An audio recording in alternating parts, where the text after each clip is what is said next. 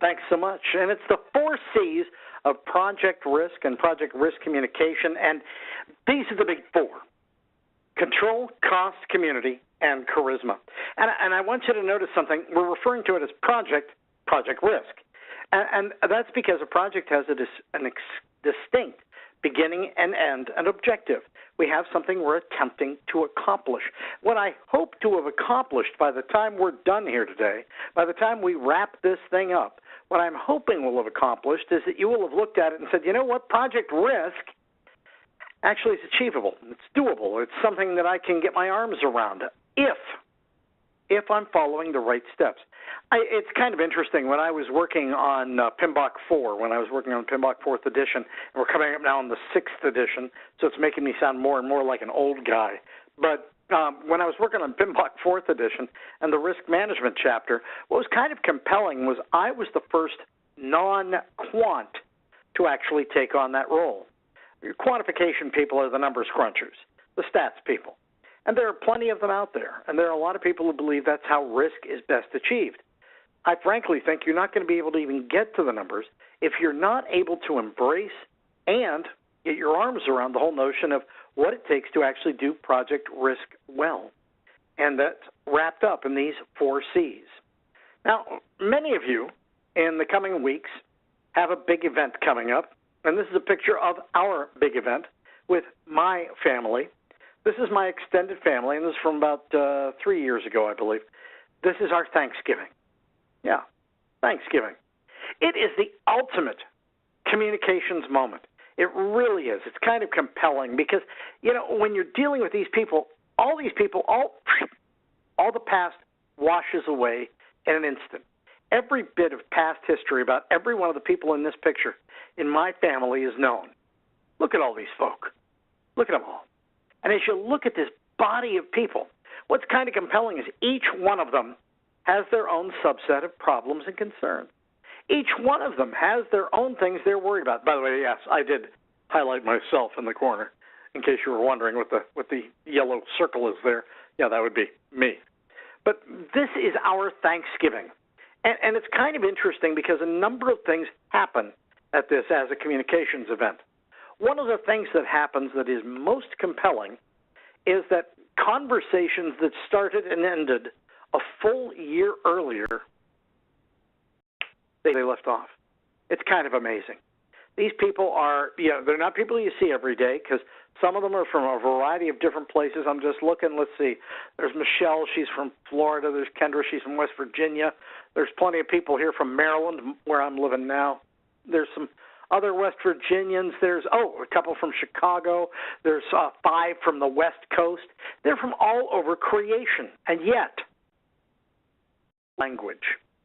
And that's really pretty important. If you haven't thought about it, do you speak a common risk language? And are you so comfortable in that language that at any given point in time when you pick up the conversation, does it circle back around where you left off and everybody knows what you're talking about? You do. You're doing the whole risk communications piece extraordinarily well. And I'll be coming back to these folks as we go through the rest of this conversation.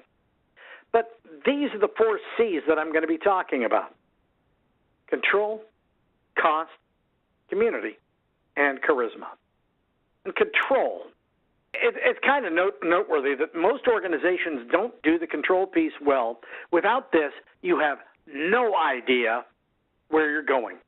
You really don't know. You have no idea where you're going. You just don't know what you're worried about. My old boss, Ed, when Ed hired me on, it was beautiful going into his office for my first on-the-job, first day, going to be chatting with him kind of meeting. And he said, "Carl, you're a project manager. I'm going to leave you alone. Just so you know, I don't intend to spend a lot of time with you, and I hope you're not planning on spending a lot of time with me. Frankly, I want to be able to tell you to do stuff and then just see it get done. That's it. That's the extent of our relationship. But," and this was the important piece, if I ever hear of this, you do this, or this happens with a client, it's over.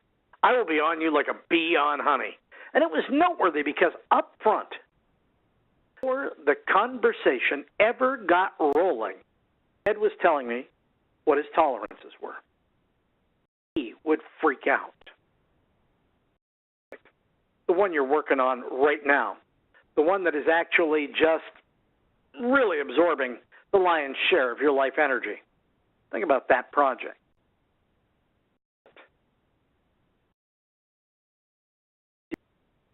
Now, they'd withdraw funding. Yeah, but if it wasn't an external force, if it was something internal to the project, what would it take to kill it? How overspent would you have to be? How late have to be? How many months would you have to drop before they drop you and your project like a stone? That's the question. And it's amazing because most of us never find that out. Heuristics. Learning by discovery. Yeah, that's how a lot of us actually get down to this. We find it out by whack, running into the wall. That's the real problem here. We need to define where the wall is. We really do need to let people know just where that wall is and be on them like, well, a bee on honey. When we're going to actually have a moment, identify the tolerances, which are the point beyond which we cannot go. We should identify those, and from that, we should ask people what their thresholds are. Notice a tolerance and a threshold are not the same thing. When I was teaching my sons to drive, any of you have been through that magical experience? Yeah, when I was teaching my kids to drive, I explained to them, you never, ever, ever, ever want to dump your car into the ditch. You're talking about damage, tow trucks, repairs, time, everything bad happens when you dump your car into a ditch. The ditch is a tolerance, a point beyond which we cannot go. My two sons have two completely different reactions to the ditch.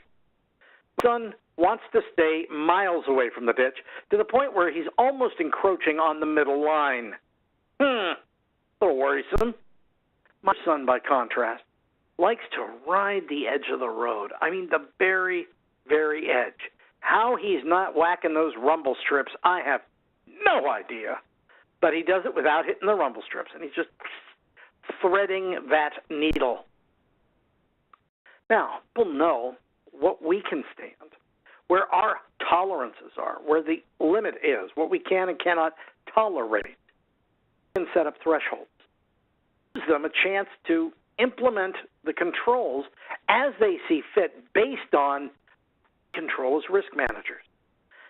So many people never set a tolerance, and I would challenge you, that's a homework assignment. I can't check your homework, but the reality is I would love for you to honestly think about what it would take to completely freak out. And I'd like you to share that with your team members. Just pick one thing. By the way, if we fail this cycle of testing, I will completely freak out. By the way, we don't get this accomplished on time, if we miss this particular milestone, I'll be freaking out. Telling people that allows them to control their reaction. Sometimes people handle things remarkably well. Quiet, dignity, and grace. Other times, people want to freak out. Well, what's noteworthy is that's a very personal experience. It goes to risk attitudes, and different people have different risk attitudes. Some people just want to freak out about, well, just about everything. Other people, by contrast, are calm and non-reactionary. No matter which side of that equation you're on, I simply want to know whether or not you acknowledge and have a plan for my tolerances on the project.